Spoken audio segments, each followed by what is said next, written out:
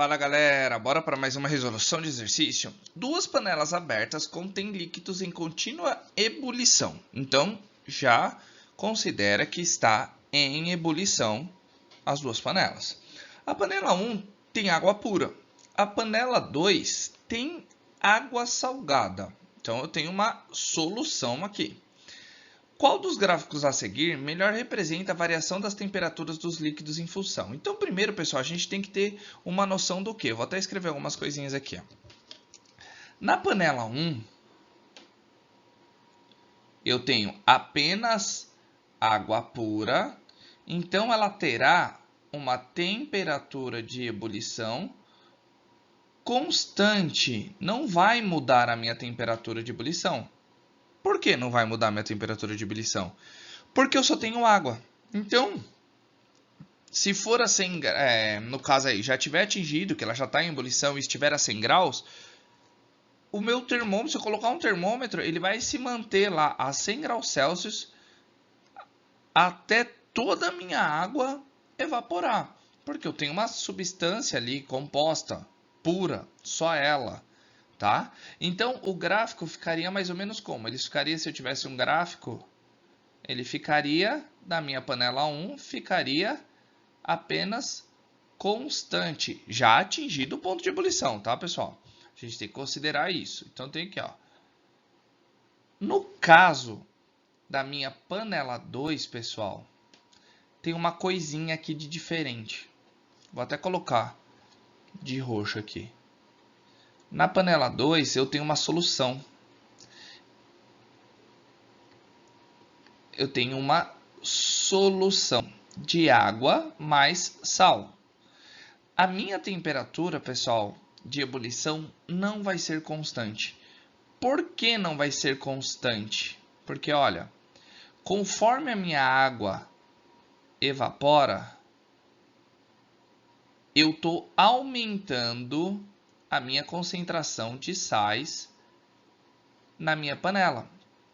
Consequentemente, a minha temperatura de ebulição também aumenta. Tá certo? Porque se supondo, eu tenho 1 litro e coloquei 1 quilo de sal. 1 litro de água e 1 quilo de sal, supondo.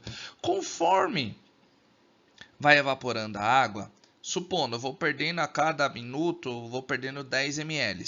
Vocês concordam comigo que eu vou ter 1 kg de sal em 990 ml de água?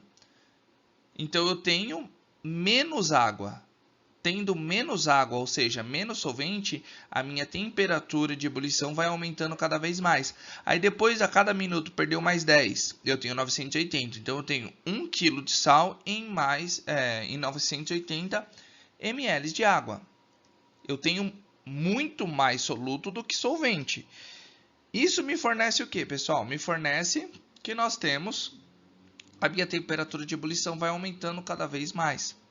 Então, ela não vai ter uma linha constante, no caso, igual aqui na minha panela 1. Então, assim, a A e a B eu já posso desconsiderar. Porque está falando que a minha panela 2 está constante a minha temperatura de ebulição. E no caso, né, ainda está aqui, ó.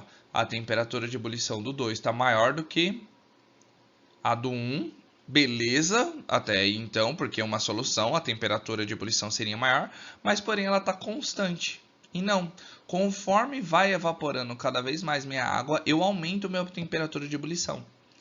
Aqui, a B não pode porque, né, o ponto de ebulição da minha panela 1, que só tem água, não pode ser maior do que a da minha panela 2. Então, A e B a gente cancela.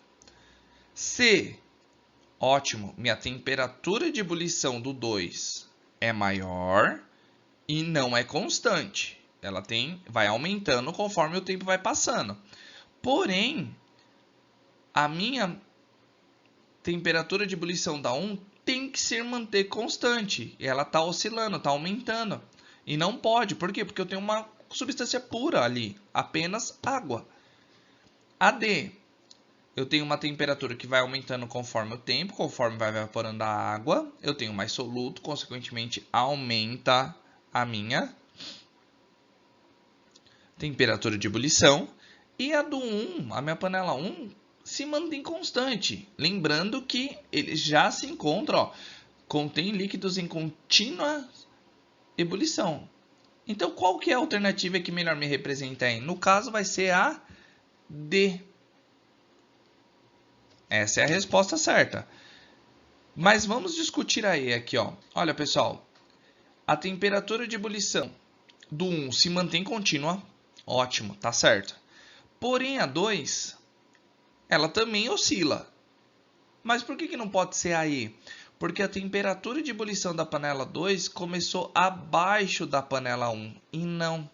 Tem que ser a D. Tem que começar acima do nível. Ela já se encontra na temperatura de ebulição, né, maior pela adição, né, do soluto. Tá certo, pessoal? Então, eu adicionei esse soluto, eu já subo a temperatura de ebulição. Por isso que é a D e não a E. Tá legal?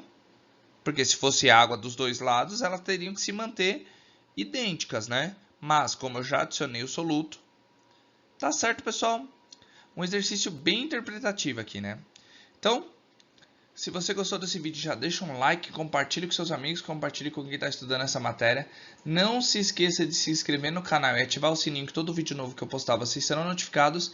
E se tiver alguma dúvida ou queira que eu resolva algum exercício específico, é só colocar aí nos comentários, que assim que visualizar, eu já tiro a dúvida de vocês e faço um vídeo de questão. Tá certo, pessoal? Então, aquele abraço. Valeu!